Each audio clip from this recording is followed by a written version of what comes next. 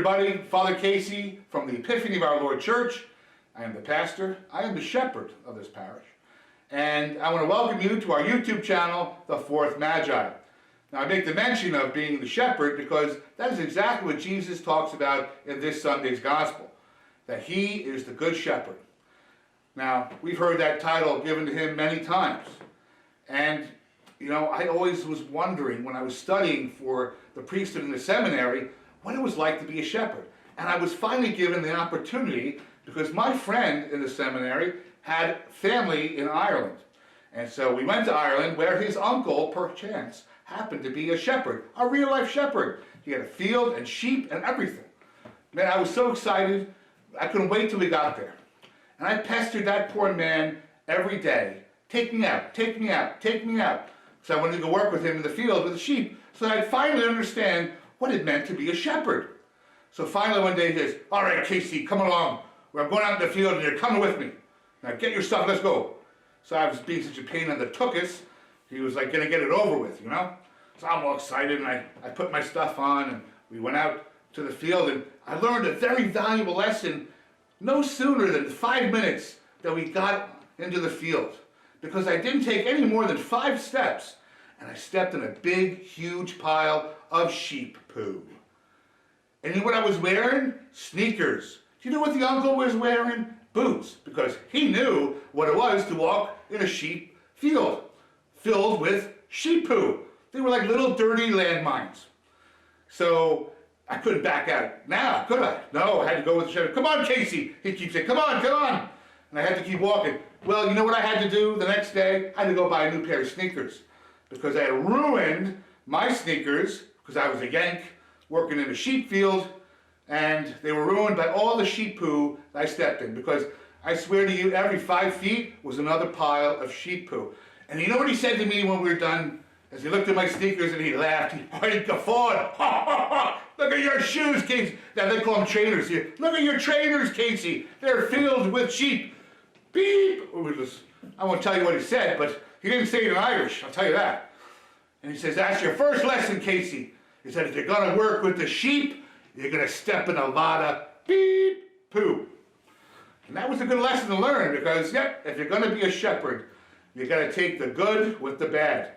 And as many good people as there are working in the fold, there's a lot of people leaving a lot of poo. Sometimes it's real poo. Dealing with the homeless, there's poo all over my steps sometimes. So sometimes there's an actual poo. But nonetheless, if I'm going to be a shepherd, there's going to be poo. And that's just a good lesson to learn because it's not always going to be sunshine and roses and rainbows and unicorns. That's for sure. So when Jesus says He's the good shepherd, He's willing to work with the good and the bad. He's willing to work with the poo as well. And He dealt with it. Now, He brings out a very good point in the Gospel. He says that He is the gate, the shepherd's gate. Meaning that, in those days they didn't have gates with hinges and locks and everything. The shepherd would bring the sheep into the corral, and then it would be an open gate, an open area. But the shepherd would lay down in that gate. He was the gate. So the sheep were going to come trampling over him, and the wolves that were looking to eat the sheep, they weren't coming towards the shepherd either. They got a whiff of the shepherd and they hightailed it away. So as a shepherd, he first of all protected his sheep. He was there 24/7. He knew their names. He knew how they smelled. He knew his sheep. And that was very important. He says that. "I know my sheep, but more important, my sheep know me." Now this is a very important message for priests, for pastors like myself, for bishops. Because if you're going to be called a shepherd, and that's the role you're given, you're being put in charge of God's flock, and even if it's a portion of it. You got to know the sheep. You may not like all the sheep, but you got to know them. You have to be a stay-at-home dad. And you know what? There are a lot of dads, a lot of priests that, they're not always home. You can't always get a hold of them. They can't be bothered. And not just priests or pastors, but there are bishops as well. There are bishops that don't have a clue who their priests are, or what's going on in their lives, or what they're going through.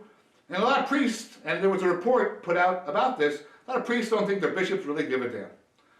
And some bishops don't. And that's really the message that Jesus wants to send home, not just to the people, but to the priests, the pastors, and the bishops, and the popes. You know what? If you're going to be a shepherd, get to know your sheep. And as Pope Francis has said, you should have the smell of the sheep on you because you're so familiar with your sheep. You're so familiar with your flock. And if you don't think I'm a stay-at-home dad as a pastor, you'd be the first one to tell me, you know what, Father, you're not a stay-at-home dad. I don't see you enough. I'm not able to reach you. I never hear from you. I don't think you know who I am. If you think that about me, you let me know. And that way I know I need to do a better job. Because that's important. That's my job. I'm the shepherd. I'm a shepherd helping out in this field for a while. And so it's important to know the sheep. But now the sheep have to want to get to know the shepherd as well. And need to listen to the shepherd. Not just their pastor, not just their bishop, but the pope as well. But Jesus, the good shepherd, the true shepherd. They have to listen to what he says, and they have to follow him. Now, a lot of people, unfortunately, think that they can listen to Jesus' words and think, yeah, I can take it or leave it. I guess I could do that. That's not listening to the shepherd. That's like, okay, the shepherd says this, but the wolf over there looks pretty good what the wolf's doing over there. I'm going to go follow the wolf. He looks pretty good. Actually, I think he's got a little sheep clothing on him. You've heard that phrase, a wolf in sheep's clothing? And you go follow the wolf. Well, things aren't going to work out too well with the wolf since you ignored the good shepherd. So first of all, as sheep, we have to follow the shepherd. Hear his voice, recognize the voice, but you can't recognize the voice if you don't hear it enough. So you recognize the voice and you follow the shepherd. So maybe this week, you and I can pay attention. Pay attention to the true shepherd, Jesus, and follow him. And figure out when we're not following him and why. Why aren't we going to follow the good shepherd? If he led us in the green pastures before, he will lead us in the green pastures again. Because he's willing to lay down his life for us, as he has. Now that's a pretty good shepherd. He is a stay-at-home dad.